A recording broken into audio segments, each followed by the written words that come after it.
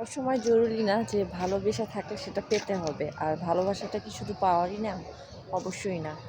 না পাওয়ার মধ্যেও একটা ভালোবাসা আছে। এই যে দেখেন, কিছুদিন আগেই দেখিয়েছিলাম যে এই নতুন ডালটাতে হচ্ছে আমার ফুল এসেছিল ড্রাগনের, কিন্তু দেখেন এই যে মরে গেছে। তাই বলে কি তার যত্ন করব না আমি? তাই বলে কি এই গাছকে আমি আর ভালোবাসবো না? তা কি করে হয়? আর ভালোবাসা কি শুধু মানুষের মধ্যেই হয়?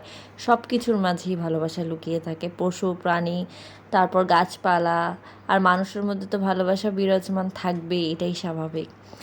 তো এই ডালিটা হচ্ছে এই বছর আর ফুল দিবে কি না আমি জানি না, বাট একে হচ্ছে এই যে দেখেন নতুন আরও শাখা বের হচ্ছে। দেখা যাক কিছুদিন পর এখান থেকে শাখা বের হয় নাকি ফুল আসে, বলা যাচ্ছে না। কিন্তু নিচের ডাল থেকে আর ফুল এই বছর আসবে না, কারণ ড্রাগন গাছের একটা মজার বিষয় হচ্ছে যে কাঁটাগুলো থাকে সেই কাঁটাগুলো থেকেই ফুল আসে। আর এই তো দেখেন ফুলে ফুলে ভরে আছে, একদম ভালোবাসা দিয়ে ছড়িয়ে রেখেছে আমার এই ফুলগুলো আর আমার এই ছোট্ট ছাদ বাগান। দেখেন কিছু ভালোবাসা হচ্ছে কাঙ্ক্ষিত আর কিছু ভালোবাসা হচ্ছে অনাকাঙ্ক্ষিত। এই যে দেখেন অনাকাঙ্ক্ষিত মানেটা হচ্ছে এই যে কচু গাছটাকে একদম অপ্রয়োজনীয় জায়গায় হয়েছে সে, আর হয়েই সে এই যে দেখেন এই পোকামাকড় ছড়াচ্ছে।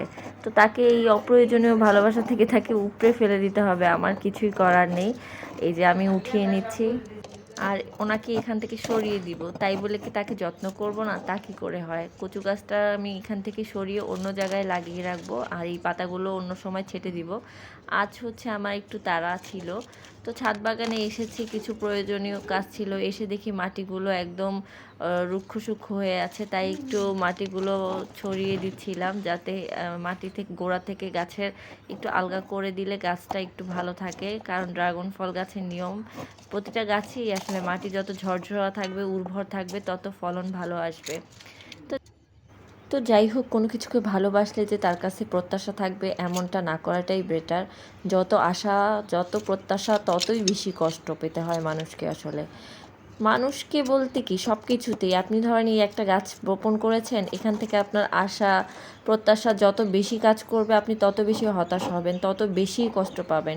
এই ফেসবুক প্ল্যাটফর্মটাই দেখেন না কেন, এই যে আমরা হাজারো হাজারো মানুষের গল্প শুনে আসি, ওনার সফলতা তমুকের সফলতা, তাতে কি যায় আসে বলেন? আপনি নিজে কতটা সফল হয়েছেন সেটা আগে নিজেকে যাচাই করুন, তারপর তারপর আপনি হচ্ছে খুশি হন। তো সেগুলো দেখে আপনি মাতামাতি করে তো কোনো লাভ নেই, তাই না? নিজেকে ভালোবাসুন, নিজের কাজগুলোকে যত্ন করে ভালোবাসুন, কোনো কিছুর আশা না রেখে, হতাশ না হয়ে।